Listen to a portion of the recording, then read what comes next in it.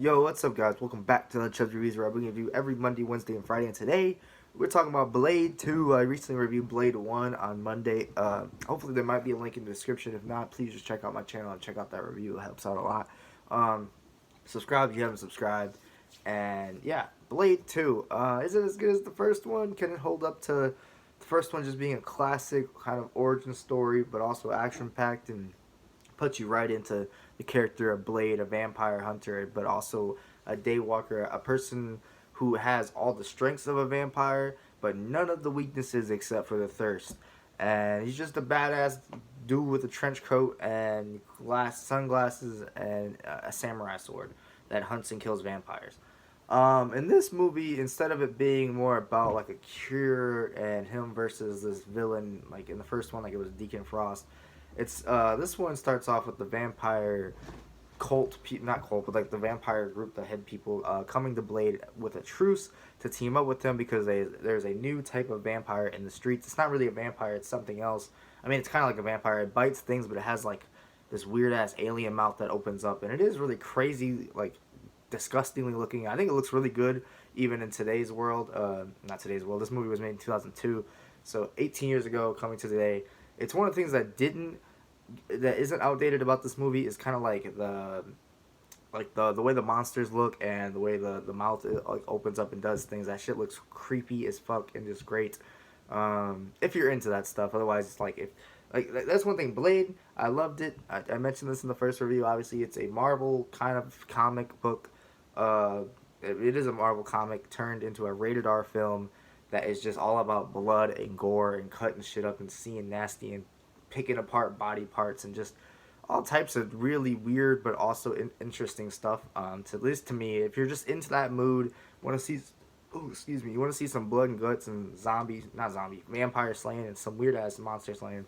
But anyway, yeah, the vampires recruit Blade to help them kill this other type of vampire that is feeding on the vampires as well and turning the vampires into these super ultra like thirsty ones. They're like kind of like they describe them as crackheads for blood, and they're just super strong. And they also don't have many weaknesses. They only have one weakness out of the many weaknesses that vampires usually have. So then Blade assembles this team of vampires from them.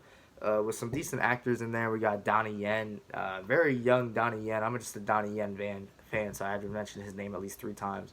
He plays Ip Man, and also fucking Norman Reedus is in this. He doesn't play a vampire, but he plays Blade's new right hand kind of man since Whistler was killed in the first one, and yeah, and then Scud, this dude named Scud, which is played by Norman Reedus, shows up to make Blade new gadgets and stuff like that.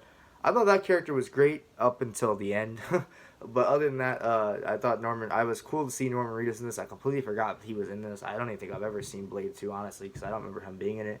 But it definitely fits. Norman Reedus seems like he would be in a fucking Blade movie.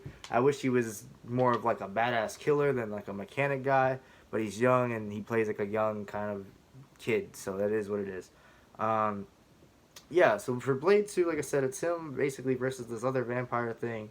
And it just sets up a lot of cool scenes trying to find out like who's a vampire and who's not and all that type of stuff uh, in clubs and whatnot like that later on when they go to hunt each other down. There are plenty of cool fight scenes just like the first one. I think some really great scenes. There's also some really shitty CGI in this. A lot more, actually, I think, shitty CGI in this one than the other one. The first one had more like blood CGI. This one had more like action CGI, which sucked. But it also still had the stunts there done by Wesley Snipes. Some of the cooler sword fights and more consistent film. Honestly, I think this isn't better than Blade 1, but I would put it right there with it. Usually I like compare them like films hard, don't rate them the same thing. But these films are really close together in my level. They're good for different reasons though. Blade 1 is more like the origin story and has a lot more memorable, cooler moments. But Blade 2 is a way more consistent film, I feel like. I never was bored, not a single moment. I didn't think anything was super weird. Like in Blade 1, Blade has this weird moment with his mom really late in the film that just fucking it just weirds me out. I don't know why. Not like in a good way. And in Blade 2, there's nothing that weirds me out. There's like one or two things, but in a good way. One of the old vampire guys later towards the end, one of his reveals It's a little weird and kind of unnecessary, but I kind of liked it. It just was kind of unnecessary, just like the mom thing in Blade 1. I don't know why they like doing that. Also, this film is very 2000 move like action movie. It has like the slowness. It has just every fucking action trope there is, but from the 2000s. You either love or hate it. I didn't mind it. I think Blade is hilarious in this. Also, Wesley Snipes. He has some very hilarious one-liners.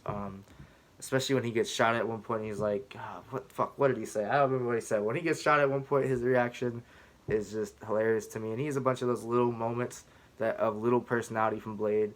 Um, and you just like seeing like they use Blade. That's one another flaw for this movie is I like sometimes how sparsely they use Blade on screen, even though the movie's fucking Blade. Um, but they kind of use him too sparsely in this movie. Like I said, he has that group of vampires that he goes out with, and at two separate times, it kind of focuses on that group. And you're like, in my back of my mind, I was like, where the hell is Blade? Like the whole time while people are dying and shit. Two times that happened, and I was like, it just kind of seemed weird. And some conveniences did happen, but just like the first movie, I thought there were some conveniences.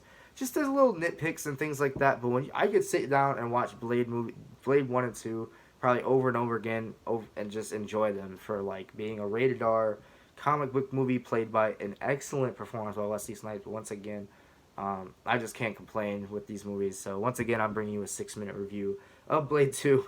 And my final verdict for this movie is going to be a 9 out of 10. Like I said, same rating as the first movie. The first one maybe is like an 8 to me. I just gave it more of a 9 because it's had that really classic feel.